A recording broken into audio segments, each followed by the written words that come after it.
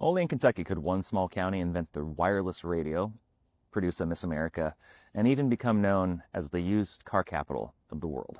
Hi, I'm Michael. I want to teach you a little bit more about Kentucky. One county at a time. All 120 of them.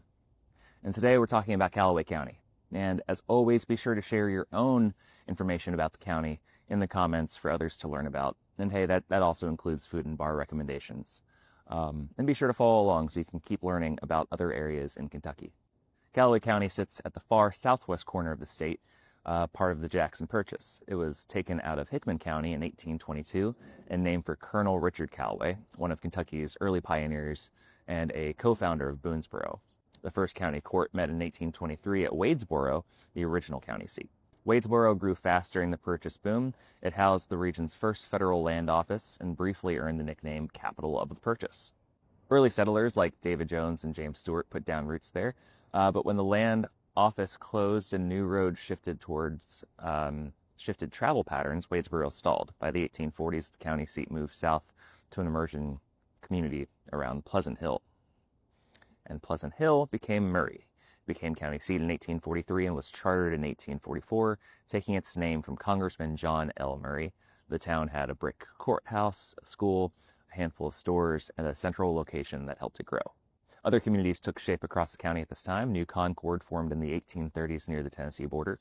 Coldwater appeared a few decades later, growing around a spring and a small store in the 1860s as well. After the Civil War, more communities emerged. Crossland formed in the late 1860s, named after a local judge. Lynn Grove developed in the southwest section of the county as a tight farming settlement. It had a cooperative store, a grist mill, and a consolidated school that served the area until the 1960s. Kirksey took root in the 1870s when its first post office opened. It became a gathering spot for farmers in the northwest part of the county. The county produced wheat, corn, cattle, hogs, especially tobacco. Actually, gold leaf tobacco became its signature crop, and at one point, more than a dozen processing shops operated across the county. In the 1840s, a tobacco factory ran near New Concord, and around 1850, a pottery district called Pottertown sprang up north of Murray.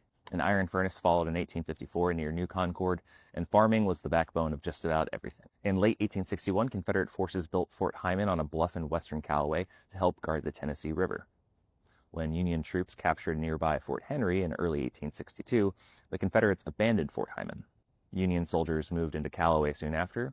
Murray was occupied briefly in 1863, and skirmishes and guerrilla raids damaged parts of the county. Many locals fought for the Confederacy, including several hundred in regional units. Colonel Albert P. Thompson of Murray died fighting in Paducah.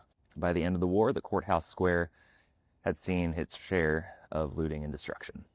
But the county rebuilt steadily after the war. More schools opened, churches expanded, and Murray became a reliable trade center. The Murray News began printing in 1879. The first railroad reached Murray around 1880, connecting it to Memphis and giving the county a new economic engine. No pun intended. This period also produced one of Callaway's most famous sons. Nathan Stubblefield, born near Murray in 1860, spent years experimenting with wireless voice transmission. In 1892, he demonstrated a device that sent speech across short distances with no wires at all, decades before radio became mainstream. His work didn't bring him any wealth, but Callaway still claims him as an early radio pioneer. And by the way, in 1930, the New York Supreme Court actually ruled that the heirs of Nathan Stubblefield had proved every detail in their claim for patent rights. But the statute of limitations made their claims void of any royalties that they deserved. The arrival of more rail lines in 1890 created two new communities. Dexter began as a railroad camp and grew into a small business district. Hazel rose along the Nashville, Chattanooga, and St. Louis line, and later incorporated by 1911. Over the years, Hazel built a reputation for antique shops and restored storefronts. Shop owners used to mention an old mirror pass between stores that occasionally left things out of its reflection. Alma formed in the early 1900s along the same rail line north of Murray. It had a depot, several stores, a bank, and a blacksmith shop.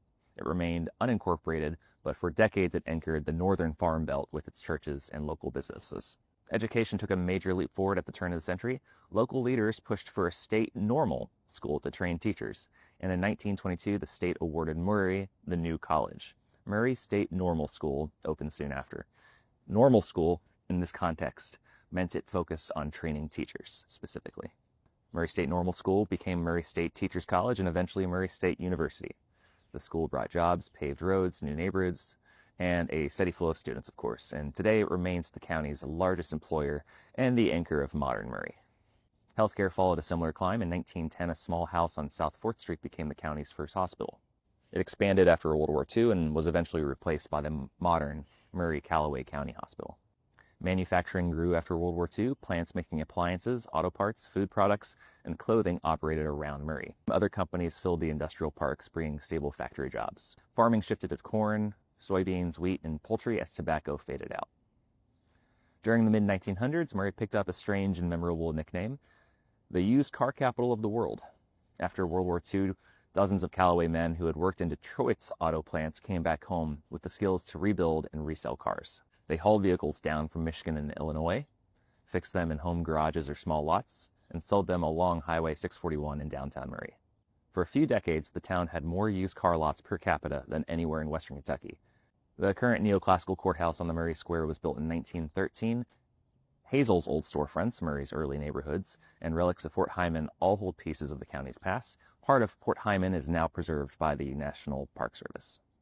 Murray native Barbara Jo Walker became Miss America in 1947. She was the last winner ever crowned in a swimsuit.